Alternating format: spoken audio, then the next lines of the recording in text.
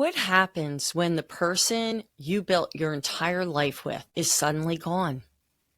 Not just your spouse, but your very best friend, your co-pilot, your history, after 30, 40, and even 50 years together or more. How do you keep going when your other half is no longer here? If you're watching this, it may be because you've lost the person you thought you'd grow old with, or maybe someone you care about has. Either way, I want you to know that you're not alone.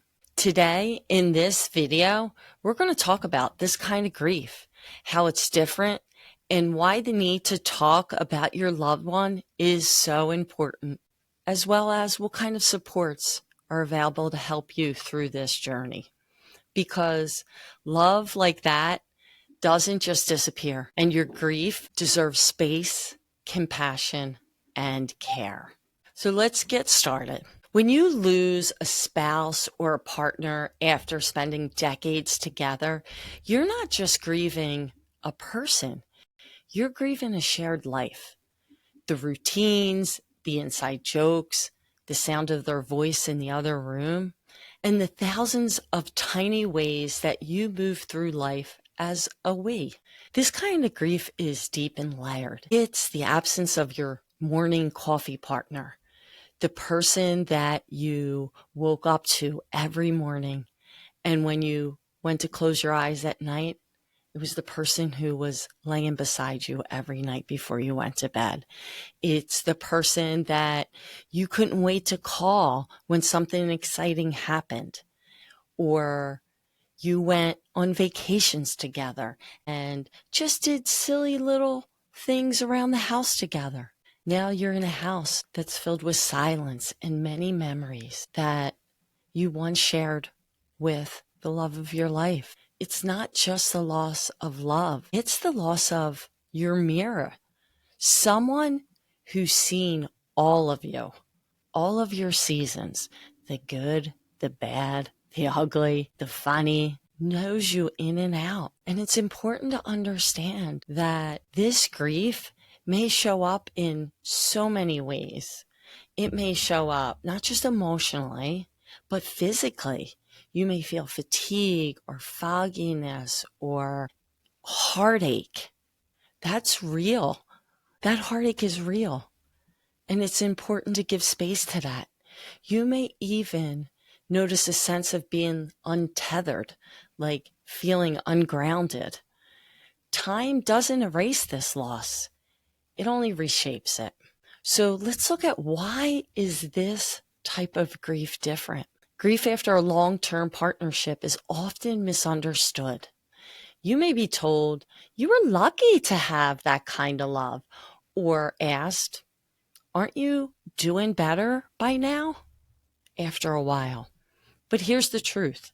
This kind of grief rewires your identity. For example, you may feel like a stranger in your own life. Social invitations dry up, especially if you are part of a couple's circle, or when you are around family or friends, you're trying to navigate everything solo, what used to be shared. You're also learning how to navigate other things that were shared: bills, health decisions, holidays, even just day-to-day chores.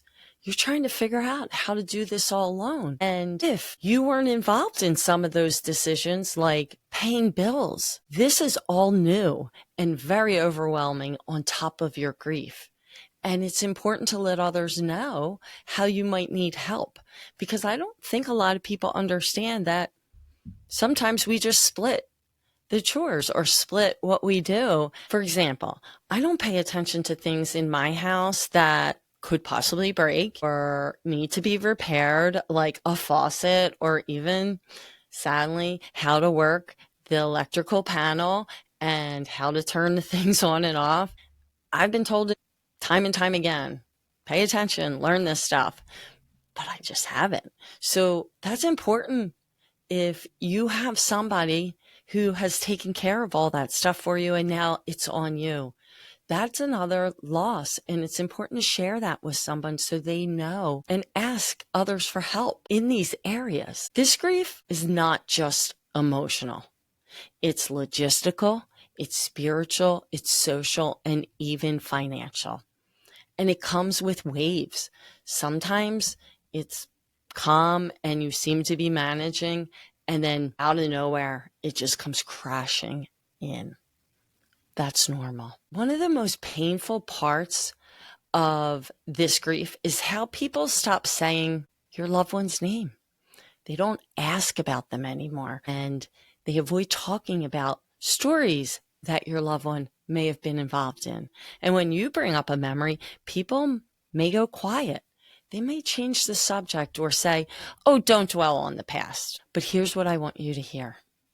You have the right to speak their name, to tell their stories, to keep them part of your life. Grief doesn't mean letting go. It means learning to carry love in a new way. One of the things that I have encouraged people that are supporting someone who has lost a spouse is to learn to sit with them. Listen to those stories. Let them share memories. Let them go through the photo album with you, especially if they've been together for 50, 60 years. This is a lot. This is heartbreak. Like, some of us may never know. So sharing stories and allowing the space for them to share those stories is so important. I want to encourage you, share your stories with safe people. Write or speak aloud their favorite memories. Keep photos, letters, and traditions that bring comfort. This is a way for you to honor them and continue their legacy. Even though their physical presence is no longer here, they are always here with you. And as long as you speak their name, you share those stories, you continue with those traditions, they will always be a part of you and your family. If you're supporting someone who's lost a spouse, please don't be afraid to ask them how they're doing. Ask them what they've been thinking. Ask them some of their favorite memories. Say their name. Let your loved one talk about them. It helps them feel safe and connected. Now let's look at some ways that you can get some support. There's no map for this kind of grief, but there are paths and people who can walk it with you. So, where are these people or who are they? One, grief support groups, especially those for widows or widowers or long-term partners. Now, you can find them online. You can find them in your community. A lot of maybe local churches or synagogues have widow and widower support groups. You may also find it through maybe hospice or a hospital. There's also bigger grief groups if you want to expand to just all kinds of grief. But I have found working with individuals that they get the best support by joining a widow or widower support group. Another way to get support is counseling or going to a grief therapist. They can help you process the grief. There are other ways you might be able to feel connected. There are newsletters. There are websites that you can go on and get information about grief, specifically widow and widowers. Mending Piece by Piece community. You could sign up, link in the description below, to get a free newsletter every month. And if you need other information on certain communities like that, you could always reach out and ask me if I have specific information on them, and I'd be glad to try to connect you with some. Also, I did mention support groups at a church or synagogue. There are specific faith-based support groups that may be beneficial for you and could be a good guidance as you are working and navigating through this loss. I want to encourage you to reach out. Support doesn't mean that you're weak. It means that you are honoring your loved one and you're honoring your healing. There are some other ways that you also could be moving through your loss and finding ways to feel supported on your own. That would be journaling about your memories. writing stories or poetry. People have shared with me the most beautiful stories, poems, and memories that they have created and they have put together in a journal or a workbook. I actually created the Mending Piece by Piece workbook and journal to help people be able to work through their emotions and navigate through grief and share their memories. So that's another option. The link is in the description below. Also, setting up small rituals to feel connected. Maybe it's lighting a candle on special anniversaries or having a picture of your loved one and bringing flowers. Or I know people that actually have a conversation with that picture with their loved one every day, or they wear something of theirs to feel connected. There are just a few ways that you could support yourself and move through some of the emotions that you are going through after this loss. It's important to remember taking small steps to re-enter life at your own pace is so important. Don't feel rushed. Don't let anyone try to rush you and tell you, you need to do this quicker, or you need to hurry up and pack this up, or you need to do this. No, do it at your pace.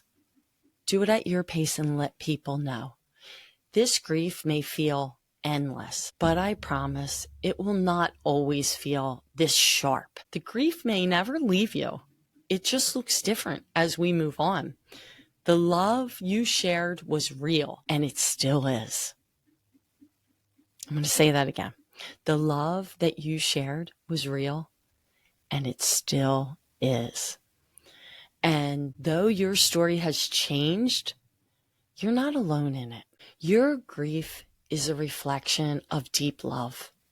You carry both the pain and the beauty of what was. It's important for you to remember that you still matter and you're still here, and you could honor your loved one by living the life that they would want you to live.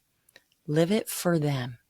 If this video spoke to you, I invite you to share your partner's name in the comments. Tell us one beautiful memory that you have of your loved one. Let their story live on. And if you need support, reach out. We're building a community where grief has a place and love never dies. And you don't have to heal alone either. Until next time, continue mending piece by piece, one step at a time.